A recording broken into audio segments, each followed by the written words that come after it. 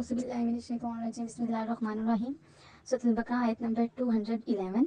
सल आप पूछिए बनी इसराइल से कम कितनी आतैनाहुम हमने उन्हें अनायत फरमाई मिन से आयातिन दलीलें बय्यिनातिन रोशन व मैं और जो युबद्दिलु बदल डाले नेमत नेमत अल्लाह की मिन बादी इसके बाद माँ जो जाअत हो आई उनके पास फ़इन्ना तो यकीनन अल्लाह शदीदुल इकाब सख्त अजाब देने वाला है।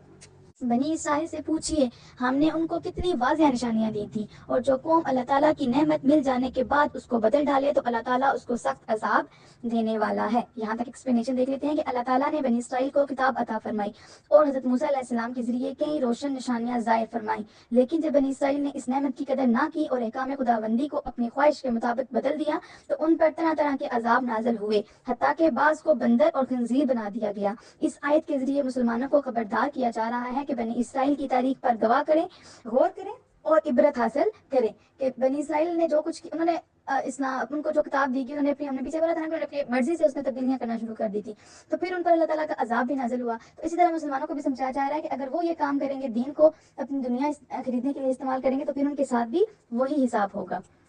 ज़ुय्यिना आरास्ता कर दी गई हैं लिल्लज़ीना उनके लिए काफरू जिन्होंने कुफ्र किया अल हयाता जिंदगी दुनियावी वो यसखरूना और मजाक उड़ाते हैं मिनल्लज़ीना से जो आमनु ईमान लाए। काफरों के लिए दुनिया की जिंदगी मुज़य्यन कर दी गई है, मतलब उनके लिए दुनिया की जिंदगी चुन ली गई है और वो ईमान वालों का मजाक उड़ाते हैं। यहाँ तक एक्सप्लेनेशन है कि कुफार आखिरत पर ईमान नहीं रखते, लिहाजा दुनियावी जिंदगी ही उनका सब कुछ है, इसी से मोहब्बत करते हैं और इसी को बेहतर बनाने में लगे रहते हैं और इसी के घमंड में गरीब मुसलमानों का मजाक उड़ाते हैं। हालांकि क़यामत के दिन ईमान वालों का मर्तबा कुफार से बहुत बुलंद होगा। वल्लज़ीन तक़ू हालांकि जिन्होंने तकवा इख्तियार किया फ़ौक़कुम बुलंद होंगे उनसे यौमल क़ियामती क़यामत के दिन, हालांकि परहेज़गारों की शान बुलंद होगी उनसे क़यामत के दिन। वल्लाहु और अल्लाह ताला यरज़ुक़ु रोज़ी देता है मैं यशाउ जिसे चाहता है बिग़ैरि बे हिसाब और अल्लाह ताला जिसे चाहता है बेहिसाब रोजी देता है। कानाते अन्नासु लोग उम्मत उन पर दीन वाहिदातिन एक, इब्तिदा में सब लोग एक ही दीन पर थे। फबअसा तो भेजे अल्लाह ने अन्नबिय्यीना अंबिया मुबश्शिरीना खुशखबरी सुनाने वाले व मुंजिरीना और डराने वाले व अनज़ला और उसने नाजिल फरमाई माअहुम उनके साथ अल किताबा किताब बिल हक़्क़ि बर हक़ लियहकुमा ताकि फैसला कर दे बैना दरमियान अन्नासु लोगों के फीमा जिनमें इख्तलाफु वो झगड़ने लगे थे फी ही इसमें व माँ और नहीं इख्तलाफा उसने किसी ने इख्तलाफ किया फी ही उसमें इल्ला बजुज़ अल्लज़ीना लोगों ने ऊतुहु जिन्हें किताब दी गई मिन बादी बाद अज़ाम माँ जो जाअतहुम आ गई थी उनके पास अल बय्यिनातु रोशन दलीलें बग़यन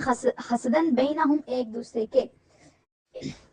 इब्तिदा में सब लोग एक ही दीन पर थे, फिर जब इनमें इख्तलाफ पैदा हो गया तो भेजे अल्लाह ने अंबिया खुशखबरी सुनाने वाले और डराने वाले और नाजिल फरमाई इनके साथ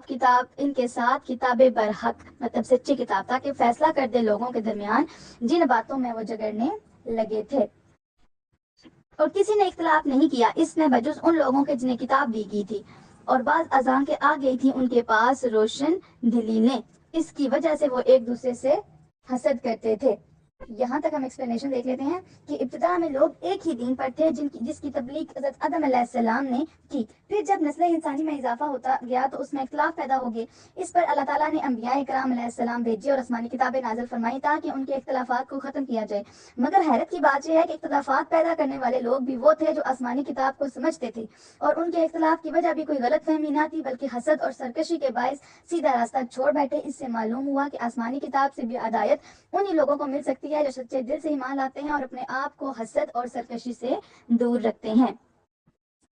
जी नेक्स्ट लेते हैं। फ़हदा पस हदायत बख्शी अल्लाह ने अल्लज़ीना जो आमनु ईमान लाए लिमा उस पर इख्तलाफु वो इख्तलाफ किया करते फी ही जिसमें मिनल हक़ की सच्ची बात से भी इज़्नि ही अपनी तौफीक से वल्लाहु और अल्लाह ताला यहदी हिदायत देता है मैं जिसे यशाउ चाहता है इला तरफ सिरात मुस्तकीम सीधा रास्ता। बस अल्लाह ताला ने इस इख्तलाफ में ईमान वालों को अपनी तौफीक से हक बात की हिदायत बख्शी और अल्लाह ताला जिसे चाहता है सीधे रास्ते की हिदायत देता है। क्या हसिब तुम ख्याल कर रहे हो अन के तदखुलू दाखिल हो जाओगे अल जन्नता जन्नत में वलम्मा हालांकि नहीं यातिकुम गुजरे तुम पर मसालु उनकी तरह अल्लज़ीना जो खलौ गुजरे मिन से कबलिकुम तुमसे पहले। क्या तुम ये गुमान करते हो कि तुम यूं ही जन्नत में दाखिल हो जाओगे? یہاں تک ایکسپلینیشن پہلے دیکھ لیتے ہیں کہ مسلمانوں کو تنبیہ کیا جا رہا ہے، مطلب ان کو ڈرایا جا رہا ہے کہ اسلام لانے کے بعد یہ نہ سمجھے کہ بس اب وہ جنتی ہو گئے ہیں اور مزید کسی عمل کی ضرورت نہیں، بلکہ پہلے انبیاء کرام علیہ السلام اور ان کی امتیوں کے حالات کا جائزہ لیں۔ انہیں ایمان کے تحفظ کے لیے باطل کے پہاڑوں سے ٹکرانا پڑا، اس کے جسموں کو آڑے سے چیر کر 2 ٹکڑے کر دیا گیا، پھر بھی وہ ایمان پر ثابت قدم رہے۔ اب دیکھیں اب کتنی بڑی بات کی جا رہی ہے، ان کو جسموں کو آڑے سے جو کلہاڑی جیسے ہوتی ہے مطلب ان سے چیر پھاڑ دیا گیا، پھر بھی وہ ایمان پر ثابت قدم رہے۔ اب ایمان کیا ہے؟ ایمان یہ ہے کہ جو اللہ تعالیٰ نے بات کہی ہے نا اس پر آپ قائم رہیں، جو اللہ تعالیٰ نے ہمیں حکم دیا ہم اس پر قائم رہیں، نہ کہ دنیا والوں کی خوشی کے لیے، دنیا والوں کی باتوں کے لیے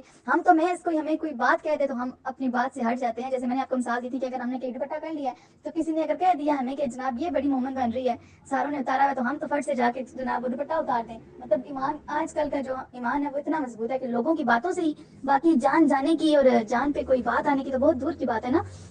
تو یہ ہمیں مثالیں جو دی جا رہی ہیں ان کو پڑھ کے ہم نے یہ سبق سیکھنا ہے کہ دیکھیں انبیاء کرام نے تو اپنی جان تک قربان کر دی، تو یہ چھوٹی موٹی باتیں سننا کون سا بڑی بات ہے؟ تو آپ کو جو بات لگتی ہے کہ یہ اللہ تعالیٰ کی اس میں رضا شامل نہیں ہے، ہمیں اللہ تعالیٰ نے الحمدللہ اتنی عقل سمجھ دی ہوئی ہے کہ ہمیں پتہ ہے کہ یہ بات ٹھیک ہے اور یہ غلط ہے، ہمیں اتنا شعور ہے۔ اگر ہم دوپٹہ سر پہ نہیں لیتے تو ہمیں پتہ ہے کہ یہ غلط ہے، بے شک ہم نہیں لیتے لیکن ہمیں پتہ ہے کہ یہ ہے غلط، لینا چاہیے۔ اگر ہم بال کھولتے ہیں تو ہمیں پتہ ہے کہ نامحرم کو بال نہیں نظر آنے چاہیے، لیکن اگر ہم کھولتے ہیں تو وہ صرف ہم شیطان کو خوش کرنے کے لیے اور اپنے نفس کو تسلی دینے کے لیے کہ سب نے کھولے ہوئے ہیں تو ہم بھی کھول لیتے ہیں۔ اگر ہم میک اپ کرتے ہیں تو ہمیں پتہ ہے کہ میک اپ نامحرم کے سامنے نہیں ہمارا جائز، نامحرم کے ساتھ تو مطلب بالکل ہی نہیں جائز ہے، نامحرم کے سامنے تو ہمیں پردے کا حکم دیا گیا ہے نا۔ لیکن اب اگر آپ کو مجبوراً کسی کے سامنے آپ کو جانا پڑ رہا ہے، تو اگر ہمارے ماحول ایسے ہیں کہ ہم نامحرم سے نہیں بچ سکتے، مطلب کزنس کا آنا جانا ہوتا ہے یا اس طرح سے کچھ ہے معاملات، تو کم از کم ہمیں اتنا تو کر لینا چاہیے جتنا ہم کر سکتے ہیں۔ اب شادی ہے، ہمیں پتہ ہے وہاں پہ لڑکے بھی ہوں گے لڑکیاں بھی ہوں گی، تو کم از کم ہم وہ تو کر لینا جتنا حجاب تو کر لیں، یا اگر کوئی میک اپ کر رہے ہیں تو بالکل لائٹ سا کریں کہ نظر ہی نہ آئے کہ کیا ہوا کہ نہیں کیا ہوا، تو نہ کہ ہم ایسا کریں کہ بال بھی کھولیں اور لپسٹک بھی لگائیں اتنی ڈارک کہ جس کی نظر نہیں بھی پڑنی اس کی بھی نظر ہم پہ پڑے۔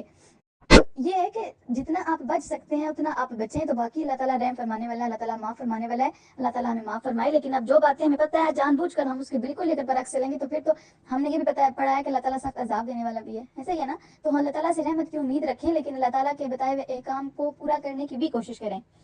ٹھیک ہے۔ نیکسٹ دیکھتے ہیں، اور اللہ تعالیٰ جسے چاہتا ہے سیدھے راستے کی توفیق دیتا ہے۔ تو ہم نے نیچے بھی آیت پڑھی کہ کیا تم یہ گمان کرتے ہو کہ تم یوں ہی جنت میں داخل ہو جاؤ گے؟ اس کی ایکسپلینیشن دیکھ لیتے ہیں کہ جو انبیاء کرام ان کو جسموں کو آڑے سے چیر کر 2 ٹکڑے کر دیا گیا لیکن پھر بھی وہ ایمان پر ثابت قدم رہے، جیسا کہ حضرت خباب رضی اللہ تعالیٰ عنہ بیان کرتے ہیں کہ میں نبی کریم صلی اللہ علیہ وآلہ وسلم کی خدمت میں حاضر ہوا، آپ صلی اللہ علیہ وآلہ وسلم کعبہ کے سائے میں چادر کو تکیے بنائے ہوئے بیٹھے تھے، ہمیں مشرکین کی طرف سے بہت تکلیف پہنچی تھی۔ میں نے عرض کیا یا رسول اللہ آپ اللہ تعالیٰ سے دعا نہیں فرمائیں گے؟ آپ صلی اللہ علیہ وآلہ وسلم اٹھ کر بیٹھ گئے، آپ کا چہرہ مبارک سرخ تھا۔ آپ صلی اللہ علیہ وآلہ وسلم نے فرمایا تم سے پہلے لوگ بھی تھے جن کی ہڈیوں سے گوشت اور پٹھے لوہے کی کنگھیوں سے اتارے گئے، ذرا غور کریں کہ جن کی ہڈیوں سے گوشت اور پٹھے لوہے کی کنگھیوں سے اتارے گئے لیکن یہ تکلیف بھی انہیں اپنے دین سے ہٹا نہ سکی، کہ ان دیکھیں نا کتنی بڑی بات کی جا رہی ہے کہ جو لوہے کی کنگھیاں مطلب سمجھ سکتے ہیں آپ جیسے چھڑیاں ہوتی ہیں، ان سے ان کی ہڈیوں سے گوشت اتارا گیا لیکن پھر بھی وہ اپنے دین پر ڈٹے رہے۔ اور ہم چھوٹی موٹی بات نہ برداشت کریں، یہ نا کہ ہم جو پڑھ رہے ہیں اس سے ہم نے کچھ سیکھنا ہے، یہ نہیں کہ صرف پڑھ کے آگے چلے جانا، اس سے ہم نے اپنے ایمان کو مضبوط کرنا ہے کہ اگر ہمارے سے پہلے جو انبیاء کرام گزرے ہیں، نیک لوگ گزرے ہیں، اگر انہوں نے اپنے جسموں کو چھڑیوں کے ساتھ کٹوا کر بھی اپنے دین پر ڈٹے رہے ہیں تو چھوٹی موٹی باتوں کی خاطر ہم اپنے اللہ سے دور کیوں ہوں؟ اور سر کے درمیان آڑی رکھ کر 2 ٹکڑے کر دیا جاتا تھا، یہ چیز بھی انہیں اپنے دین سے نہ پھیر سکی۔ اللہ تعالیٰ اس دین کو مکمل کرے گا حتیٰ کہ ایک سوار صنعاء سے ازر موت تک سفر کرے گا، اسے اللہ تعالیٰ کے سوا کسی کا خوف نہ ہوگا۔ اسی طرح حق کی سربلندی کے لیے تمہیں بھی مصائب اور مشکلات سے گزرنا پڑے گا، ان آزمائشوں میں اگر تم ثابت قدم رہے اور صبر کا دامن مضبوطی سے تھامے رکھا تو پھر واقعی ہی اللہ تعالیٰ کی مدد اور جنت تمہارا استقبال کرے گی۔ جی نیکسٹ دیکھتے ہیں، مست ہوں پہنچی انہیں البخسا اس سختی اور الضرا مصیبت وزلزلوا اور وہ لرز اٹھے حتیٰ یہاں تک کہ یقولوا کہہ اٹھا الرسول رسول الذین اور جو آمنوا ایمان لے آئے معاہو اس کے ساتھ متی کب نصر اللہ اللہ کی مدد، الا سن لو انا یقینا نصر اللہ اللہ کی مدد قریب ہے۔ حالانکہ ابھی تک تم پر وہ حالات نہیں آئے جو تم سے پہلے لوگوں پر آئے تھے، ان پر سختیاں اور مصیبتیں آئیں اور وہ لرز اٹھے حتیٰ کہ اس وقت کا کہ رسول اللہ اور اس کے ساتھ ایمان لانے والے پکار اٹھے کہ اللہ تعالیٰ کی مدد کب آئے گی، سن لو یقینا اللہ تعالیٰ کی مدد قریب ہے۔ یسألونک آپ سے پوچھتے ہیں، ماذا کیا، ینفقون وہ خرچ کرتے ہیں، آپ سے پوچھتے ہیں کہ کیا وہ خرچ کریں، یہاں تک ایکسپلینیشن دیکھ لیتے ہیں کہ اس سے مراد نفلی صدقات ہیں، یعنی اپنی ضرورت سے بچا ہوا حلال اور پاک مال اللہ تعالیٰ کی راہ میں اس طرح خرچ کرو کہ سب سے پہلے والدین کی خدمت کرو اور پھر قریبی رشتہ داروں، یتیموں، مسکینوں اور مسافروں کی سرپرستی کرو۔ اگر سارے لوگ اسلام کی اس سنہری اصول پر عمل کریں تو دنیا میں کہیں بھی کوئی غریب نظر نہ آئے۔ اس آیت کی ترتیب پر غور کرنے سے معلوم ہوتا ہے کہ والدین کے بعد پہلے اپنے غریب رشتہ داروں کی مدد کی جائے اور پھر قوم کے دوسرے یتیموں، مسکینوں اور مسافروں کی طرف ہاتھ بڑھایا جائے، کیونکہ ایک بھائی کے دروازے پر کار کھڑی ہو اور دوسرے کے پاس سواری کے لیے سائیکل بھی نہ ہو تو آپ خود سوچیں کہ اس غریب بھائی اور اس کی بیوی بچوں پر کیا گزرتی ہوگی۔ لہٰذا امیر بھائی کو یہ زیب نہیں دیتا کہ اپنے عزیز و اقارب تو علاج کے لیے بھی مجبور ہوں اور غیروں پر اس کی خیرات کی بارش برس رہی ہو۔ کل آپ فرمائیے، ماں جو کچھ انفق تم خرچ کرو من خیر مال سے فللوالدین ہو والدین کے لیے، والاقربین قریبی رشتہ داروں، والیتامى اور یتیموں، والمساکین اور مسکینوں، وابن السبیل اور مسافروں کے لیے، وما اور جو تفعلوا تم کرتے ہو من خیر کوئی نیکی، فإنا تو بلا شبہ اللہ تعالیٰ بھی ہی اسے علیم خوب جاننے والا ہے۔ آپ فرمائیے کہ جو مال تم خرچ کرو اس کے مستحق تمہارے والدین، قریبی رشتہ دار، یتیم، مسکین، مسافر ہیں، اور جو بھی نیکی تم کرتے ہو تو بلا شبہ اللہ تعالیٰ اسے خوب جانتا ہے۔